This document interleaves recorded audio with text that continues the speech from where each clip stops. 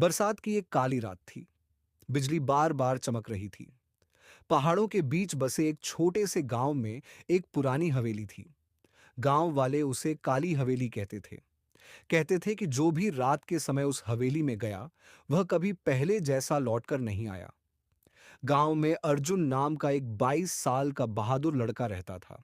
उसे भूत प्रेत की बातों पर विश्वास नहीं था।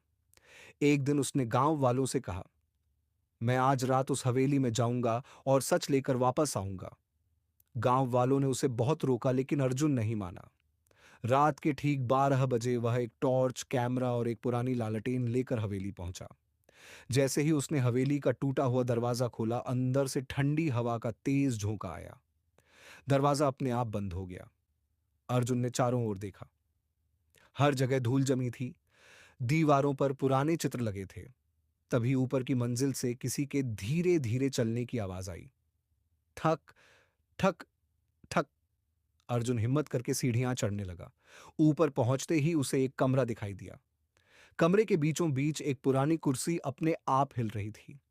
अचानक उसकी टॉर्च बंद हो गई। सिर्फ लालटेन की हल्की रोशनी बची थी। तभी उसे लगा कि कोई उसके पीछे खड़ा है। वह तुरंत पलटा, लेकिन वहां कोई नहीं था। उसी समय दीवार पर लाल रंग से एक वाक्य उभर आया, यहां से चले जाओ। अर्जुन डर गया, लेकिन उसने हार नहीं मानी। उसे एक पुरानी डायरी मिली। डायरी में लिखा था कि कई साल पहले इस हवेली के मालिक ने लालच में आकर अपने ही परिवार के साथ धोखा किया था। उसी रात हवेली में आग लगी और पूरा परिवार रहस्यमय तरीके से गायब हो गया। जैसे जैसे अर्जुन डायरी पढ़ रहा था, कमरे का तापमान कम होता जा रहा था। अचानक पूरी हवेली में बच्चों के हंसने की आवाज गूंजने लगी। फिर वहीं हंसी रोने में बदल गई। अर्जुन ने कैमरा चालू किया। कैमरे की स्क्रीन पर उसे एक छोटी लड़की दिखाई दी। लेकिन जब उसने सामने देखा, वहां कोई नहीं था। लड़की कैमरे में मुस्कुरा रही थी और इशारा कर रही थी कि उसके पीछे आओ। डरते हुए अर्जुन उसके पीछे पीछे एक गुप्त कमरे तक पहुंचा। कमरे में एक पुराना लकड़ी का संदूक रखा था। जैसे ही उसने संदूक खोला, अंदर से एक चमकदार चाबी और एक नक्शा मिला। नक्शा हवेली के तहखाने की ओर इशारा कर रहा था। अर्जुन धीरे धीरे तहखाने में उतरा। वहां उसे एक विशाल लोहे का दरवाजा मिला। चाबी घुमाते ही दरवाजा खुल गया। अंदर सोने चांदी का खजाना नहीं था, बल्कि कई पुराने कंकाल पड़े थे। उनके बीच एक और डायरी रखी थी। उसमें लिखा था, जिसने भी इस खजाने के लालच में कदम रखा, वह कभी वापस नहीं गया। अचानक सभी कंकाल धीरे धीरे हिलने लगे। पूरे तहखाने में तेज हवा चलने लगी। लालटेन बुझ गई।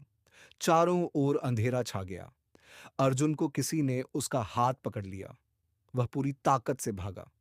सीढ़ियां चढ़ते समय पीछे से सैकड़ों आवाजें आने लगीं, मत जाओ, हमारे साथ रहो। अर्जुन पूरी ताकत से मुख्य दरवाजे की ओर दौड़ा।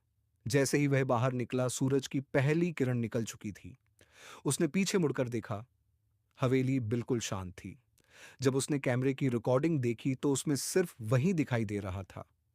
न कोई लड़की, न कोई कंकाल, न कोई आवाज।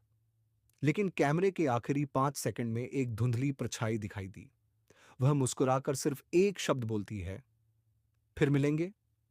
उस दिन के बाद अर्जुन ने कभी उस हवेली की ओर जाने की हिम्मत नहीं की।